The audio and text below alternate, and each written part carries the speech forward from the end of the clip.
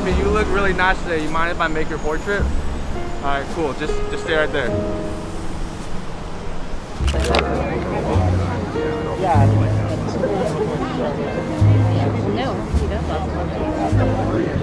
So recently I talked about this challenge where you're out doing street photography and you go up to strangers and ask to make their portraits, and you're supposed to get 10 rejections.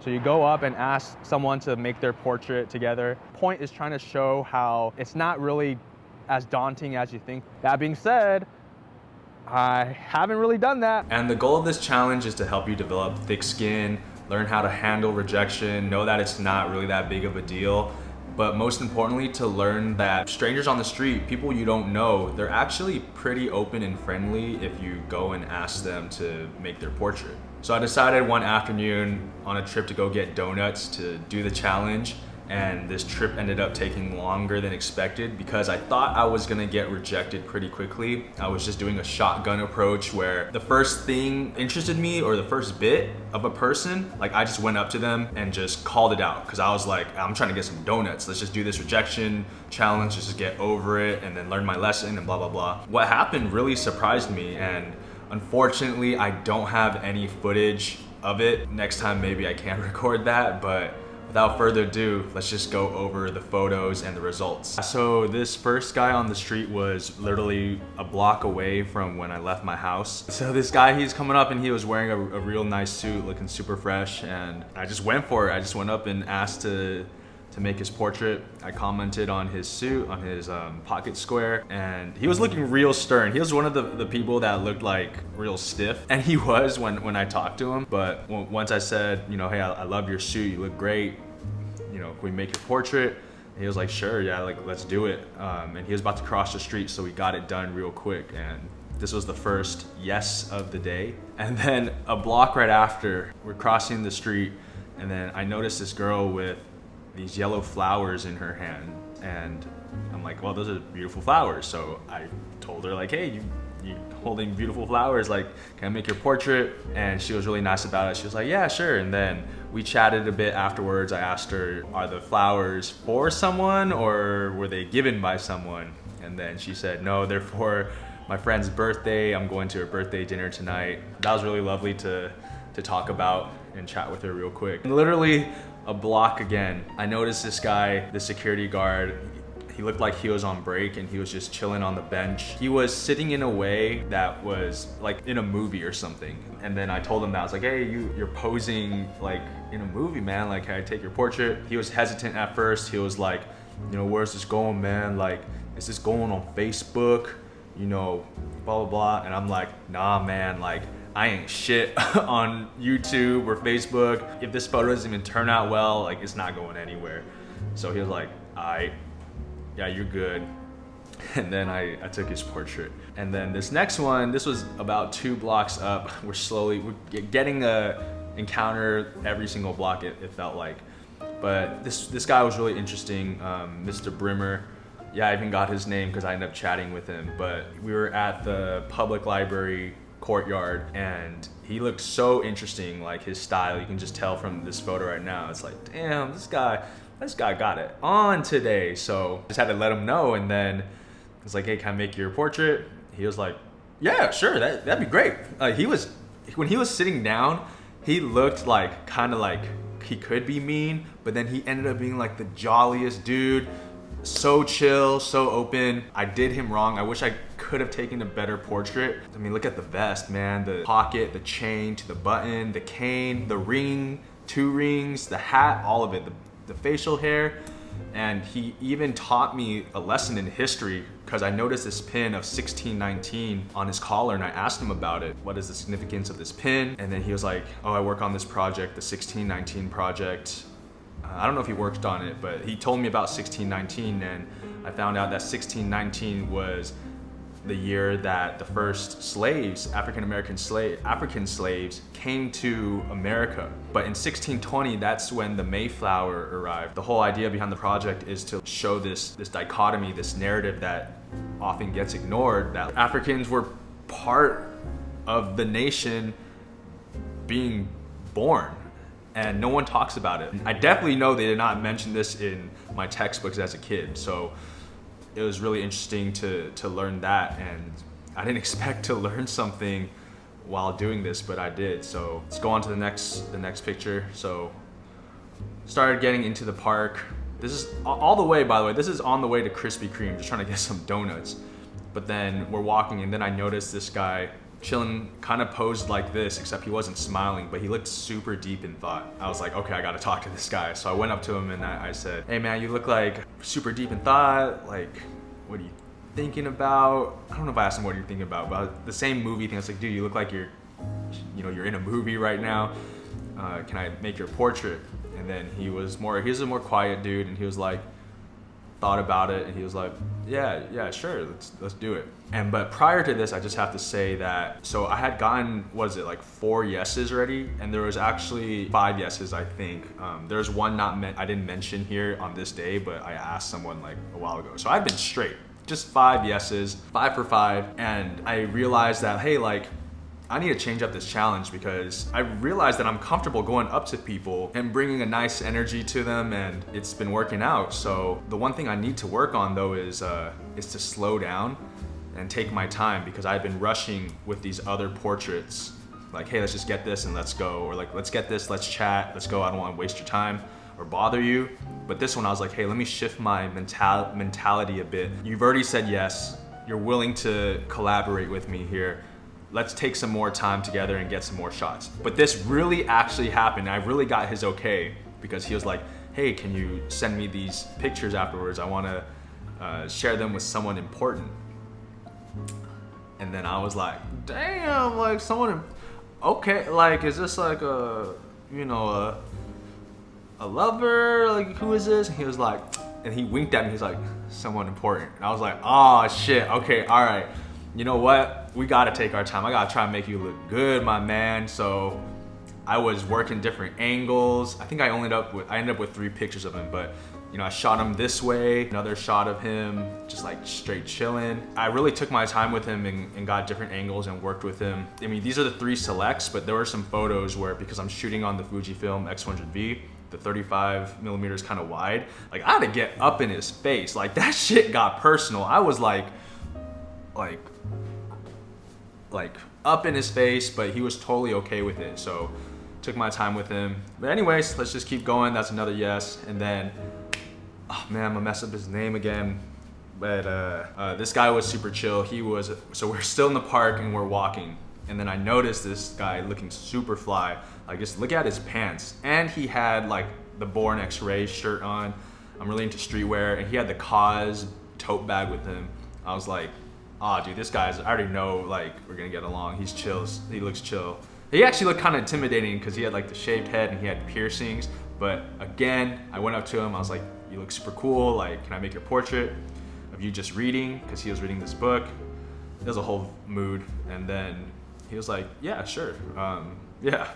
And then I like directed him a little bit, which is something I noticed I got more comfortable with too. Just kind of like, if I want a certain look and I've already talked to them and they're down with it, I'm just gonna help them out and direct them to get the shot that I want. He had these rings, all this jewelry, so I had to get a close-up of that.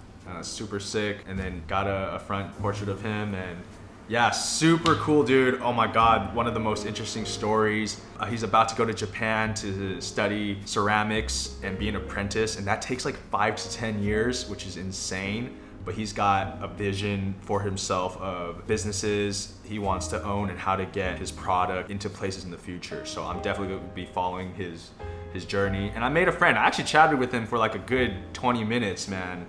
So I enjoyed it. It was a really good chat. And then we're still in the park, and then we see this ping pong match going on, super intense. And there's this guy that's sitting on the bench narrating, commentating the game, and like yelling like passionately about this group of people playing ping pong. But I didn't ask to take his picture. He was just so in the moment that I realized that if I asked to take his portrait, similar to the security guard, it would have changed his whole demeanor.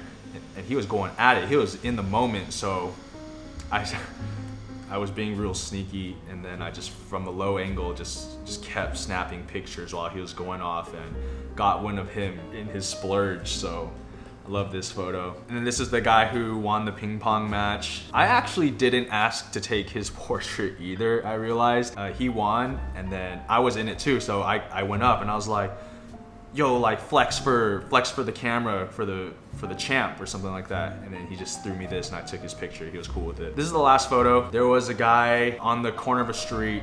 He had a blue suit on and these like baller sunglasses and this gold chain. And I went up to him and I asked like, hey man, you look super fly today. You mind if I make your portrait? And then he was like, oh man, nah, like I've got like a business meeting. I'm about to meet someone right now. And then I couldn't leave. I liked what he was wearing, so I was just like, oh, you mind if I just get a close up of your chain? And he was like, yeah, okay, all right, just be quick with it. So then, boom, I just took a picture of his chain, and that's what I got from him. So it was kind of like a no. But yeah, those are all the photos. I'm gonna talk about some reflections right now, or a few things about approaching. I noticed is that the type of people I would approach, if I was walking and I noticed that they were standing still and it looked like they were just waiting around or had some time on their hands, then I'd feel more comfortable going up and talking to them. Whereas if they were busy, like they were beelining down the street, or if they were on their phone, it was just a no, don't go up to them. Another thing I noticed about approaching was when I felt that like desire or that impulse. There are moments where I'd be crossing someone on the street, and if I hesitated, then they were gone. Or if I hesitated too much and I was doing a back and forth rocking and like walking up and then stepping backwards and turning around, it kind of had this awkward energy to it. And another thing I realized as I kept doing this was that for me, my problem isn't going up to strangers or dealing with rejection poorly.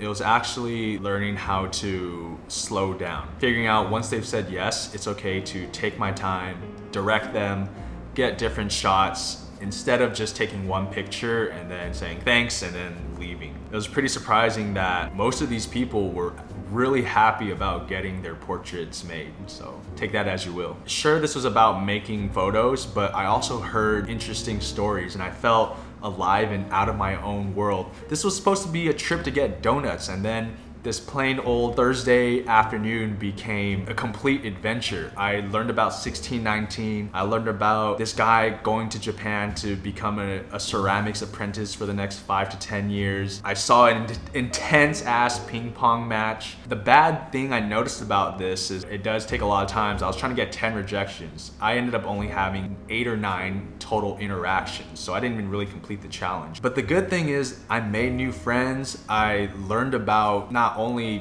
new things, but also about other people's stories. And I got to appreciate real human interaction, and not just because the pandemic restrictions are easing down, but really get caught up in other people's lives and be in other people's worlds. So it almost makes me think the portraits, they might not even matter. All these photos that I just showed, they might not even matter, but they are an artifact or a result of these proof of these human interactions we have with one another, using these pictures to champion other people's stories out in the world. So here are some tips and tricks that I learned from this 2-hour journey to get donuts. First tip is be friendly. It's easy to say, but it naturally will happen if you're caught up in the thrill. The way it comes out or how you express it might be hard. So the second tip I have for that is to go up to someone and compliment them. It's easy because there's a reason why we're attracted to certain types of people, right? It's something about them, whether it's their pose or their demeanor or the way they're holding a cigarette, a book they have on them or something. But going up to someone as you would anybody and just being like, hey man,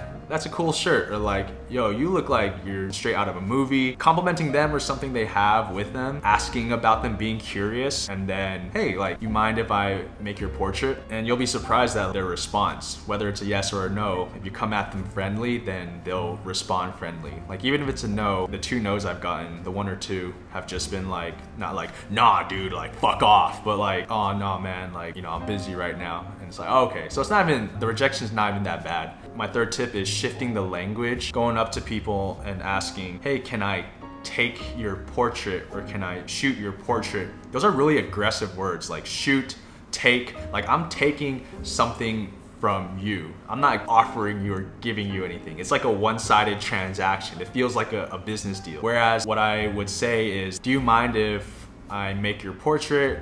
Or do you mind if I make your portrait together? Or do you mind if we make your portrait together? And using the word make instead of take makes it sound like a collaborative process between you and the person you're with. Obviously using language like, oh, do you mind being very, what's the word? Deference, or like using deference and saying like together just makes it seem more of like a low stakes two-way street. So yeah, that's the end of this video. I just want to leave with actually something I realized when I came home was that I actually did the challenge wrong. The challenge was not just to get 10 rejections, but it was specifically to go up to people you find scary or unfriendly or intimidating and talk to them. I kind of just hit up anybody on the street that I found interesting, which was fine. But I understand that there are stereotypes about certain people, about the way they look, that makes them feel intimidating to us. And for us to overcome that fear and realize, you know, people are chill. So I guess I'm not done with this challenge. I have to do it again, or it's not something I have to do again, but something to keep doing and, you know, shift my focus towards people that I find scary and go up to them and talk to them. I don't know if this was cool at all. What do you guys think about strapping a GoPro on and doing these? That's it. I would love to hear your thoughts on street portraits and talking to strangers. Let me know in the comments if you enjoyed this or found it helpful. Do the like, do the subscribe, do all that shit. But anyways, I'll see y'all in the next one. Peace. Oh yeah, one more thing I forgot to talk about was this story of what kind of got me started into doing this. Was I was walking in Union Square real quick. There's this weird like shaman looking dude staring straight out into the abyss. And I was like, whoa, he's got this look about him and he's got this crazy wardrobe. I'm just gonna snap a picture real quick. And then I did, and then he noticed me and he pointed at me and he was like, you did not ask for my permission to take that photo. And I was like, oh fuck, like I'm about to get it right now. But then he was like, but it's okay, because I looked into your soul and I can see that you have a kind soul, so it's okay.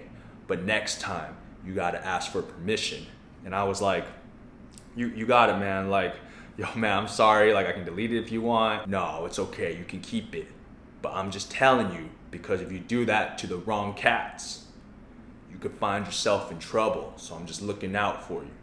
And then I was like, oh shit, he's got a point. It's like, oh, okay, thanks, man. Like, got it. He has a point of if you're about to approach some people that you have a weird vibe about or think that it might not be the safest situation, it's better to just ask and get rejected than just take a picture and then get chased or something or get beat up. So